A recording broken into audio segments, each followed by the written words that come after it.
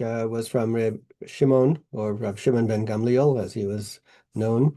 Um, Talked about silence, about how the benefits of being quiet and not talking too much. And the second part of the Mishnah continues and says, after he says, "V'lo matzasi laguf tov el ashtika," he says, "V'lo hamidrash hu ha'ikar," translated here as, "Study is not the main thing, ela hamaisa, but rather action. V'chol hamarbe devorim," and anyone who increases their words, talks too much, mevi chet, will bring about sin. So there are negative, not so much consequences really. It's negative results that are going to come out of talking too much. So let's understand a little bit what we're talking about here. When it says v'lo hamidrash v'ha'ikar, so the word midrash, we're familiar with the concept of a midrash.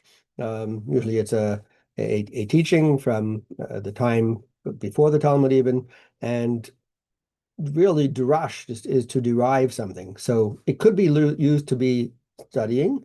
It could actually be also the teaching of it when you're giving it over. The midrash is not just a passive, but it could also be in terms of how when you're giving it over.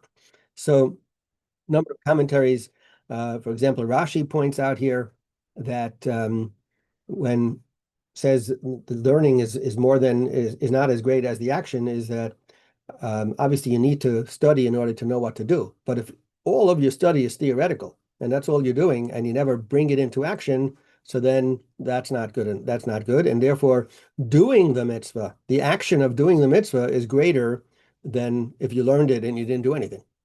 Now, I think you need a little maybe introduction to one concept here is we know there is an issue, a mitzvah to study Torah for itself as well. So we could argue and say, well, you see, there's a mitzvah to study Torah. That's not action. So that in and of itself, A, is the mitzvah. And B, if ultimately your studying of Torah isn't going to make you into a better person and isn't going to, you're not going to use the teachings that you're learning, then your studying of Torah also is not really accomplishing. So there is an element of studying for itself, but that should be having an effect on you where it's going to make you into a better person in terms of how you conduct yourself, both in terms of your relationship with other people and, of course, also with your relationship with Hashem. Rabbeinu Yonah points out here of a person shouldn't just learn it and then you're going to go teach others, but I'm not doing it, right? We say don't do like I say, not like I do. That's not the way to go about doing things, right? So a person, before you're going to teach others, I mean, make sure you're doing it yourself, because another aspect is if you want other people to do, you have to model, and you can't expect people are going to learn from you if you're not practicing yourself, and therefore that's the step is. So here again, the learning and the teaching go together when in this idea of midrash.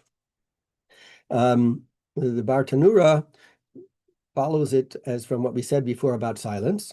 And in a sense, he says, a proof that silence is good, because even though there's a mitzvah to learn, and that's using speech, but if you don't practice what you learned, again, you're missing something. It's not good enough. One who teaches and doesn't practice, he says, is better not to teach. Tosfos Yom Tov also explains that the way this comes about is the way the order of the words of the Mishnah is v'lo hamidrash hu ha'ikar. Rather, the study is in not the essence, but rather the action. So and then it tells you about increasing words again. Remember we had silence in the beginning and then talking too much at the end. So talking too much at the end in this case is actually also referring to the even in Torah study, talking too much. And we'll see in a moment how that plays out, because one of the ideas is if you talk too much, then people who, especially if you're teaching, people don't understand what you're talking about, and they get lost, right? If you want to teach something, don't just bring in a million different things that are, certainly if they're tangential, because then it clouds people's thinking and people can't understand what's your main point. And if you just go on and on, how much can people receive, right? People can't just listen without digesting it. In fact, when Hashem was teaching Moshe, we have it said the breaks in the Torah are telling you Hashem stopped. Moshe had to digest it because he can't take it all in at once. Um, the Maharal has an interesting take here where he says that even though the silence is great, because he had a statement about the silence that he said that when you're talking, right? If you're talking, speech is physical. When you're using your body, and when you're talking, you're doing something. People can only do a certain amount of things at the same time, right? You can't. If you're talking, it's hard to think. And it's very hard for a person to think and talk at the same time. And if you're talking too fast, then the words are coming out, you're not thinking about what you're saying. And therefore, who knows what's coming out of your mouth. So in fact, well, I know that a lot of times we write out things to have notes when you speak, right? If a person speaks without notes, either they're super brilliant, or what's going to happen is they're going to get lost in whatever they're talking about, and it's going to take a lot longer for them, and they're going to repeat themselves and all kinds of stuff because they're just rambling on, right? We used to say someone who I had a friend who used to say he's got the flaps are down and nowhere to land, right? The guy is just going on, and because he hasn't thought it out in advance exactly how he's going to get there, and therefore he says when your mouth is working, your brain isn't working the same. So if you're silent, then your brain can get into higher gear. You can think more, and that's the idea of speech in that sense. And over here, if you're talking too much, he said you could also end up and sin, as we said the last part of the Mishnah, because if you're not thinking, so then who knows what you're going to say? You may end up sending things that you shouldn't be saying. Also, an idea that was brought to the last part is not to talk excessively because it brings to sin. And the classic example, one of the classic examples that's brought by the commentaries is the story of Chava eating from the tree, right? From the eating from the fruit of the tree. So the command was not to eat from the fruit of the tree. When the snake came and said, what's going on? She said, not only are we not supposed to eat from the tree, but we shouldn't even touch the tree. She added something. And then when he pushed her into the tree, she didn't die. He said, oh, you see, the whole thing's baloney. She added on. So we learned from there, if you talk too much, then you also can get in trouble. And again, one of the things when you're giving things over, if you're having a discussion with somebody, when you say too much, if you want to win an argument, be very concise. Stick to the point.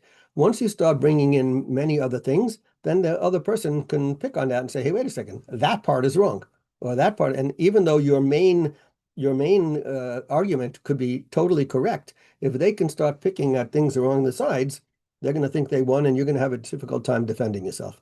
So talking too much leads to trouble, even when you're talking about important things.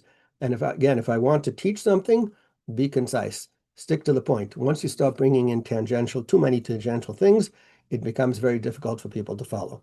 And therefore, this part of talking too much is actually referring to in the world of Torah. It's not the first part told you about being silent about other stuff. This part is talking about even when it comes to teaching important things, teaching Torah. Therefore, a person should be careful what they say. Not only will it cause potentials for you to have a problem, but also the people who you are teaching are not going to be able to gain what they should be if you say too much. And then another angle that, two other angles, one Rabbeinu Yonah points out, especially when it comes in terms of law. If you want to teach a halacha, you want to teach a law, you got to be to the point, because again, if you're being too much outside stuff, a person's not going to necessarily get the right law out of it. They won't understand it.